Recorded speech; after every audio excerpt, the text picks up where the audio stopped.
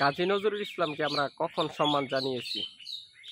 কাজী নজরুল ইসলামকে আমরা সম্মান জানিয়েছি যখন সে দুরারোগ্য ব্যাধিতে আক্রান্ত হয়ে গেছে, যে তার মনের ভাব প্রকাশ করতে পারে না। মানুষ যখন তার মনের ভাব প্রকাশ করতে পারে, নিজের সম্পর্কে বোঝে, তখন সেই মানুষটাকে আমরা সম্মান করতে পারিনি। তাকে যথাযথ মর্যাদায় পুরস্কৃত করতে পারিনি।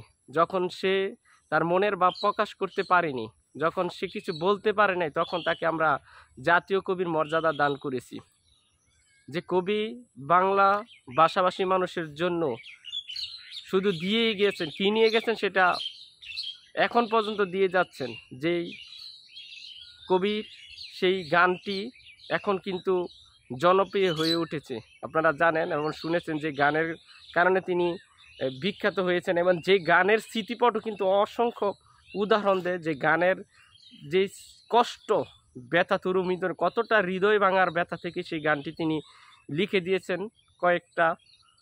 যে কবি মনের যখন কষ্ট নিগৃহীত হতো, সে ভাষায় প্রকাশ করতে পারতো না, সেই কবিতা আবৃত্তি বা কবির তার কাজী নজরুল ইসলাম তার কবিতার মাধ্যমে প্রকাশ করেছেন।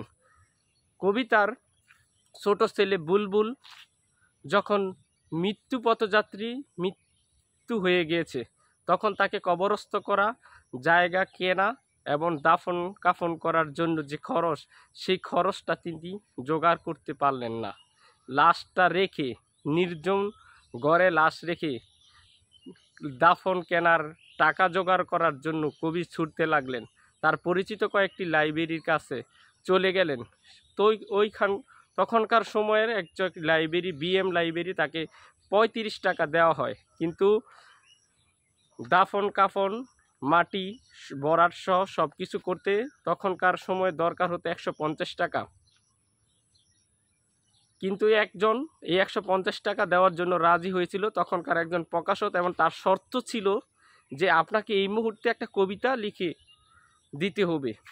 সেই তার হৃদয়ের যে কন্দন, সেই কন্দনরত অবস্থায় কিন্তু যে কবিতা তিনি আবৃত্তি করেছেন, সেটা গান হিসেবে প্রকাশ পেয়েছে, মানুষের হৃদয়ে ধারণ করেছে।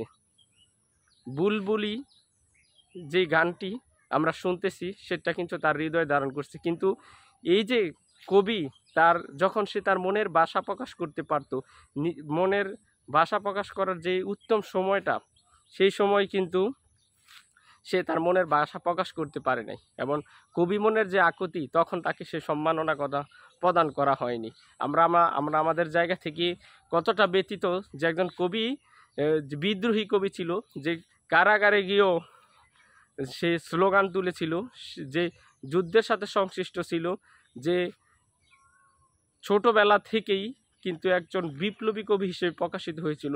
সেই কবিকে আমরা মূল্যায়ন করতে পারিনি। যখন সে তার মনের ভাষা প্রকাশ করতে পারেনি, তাকে তখন সম্মান দেওয়া হয়েছে। এটা অনেকটা ব্যথিত হৃদয়ের কথা। ধন্যবাদ।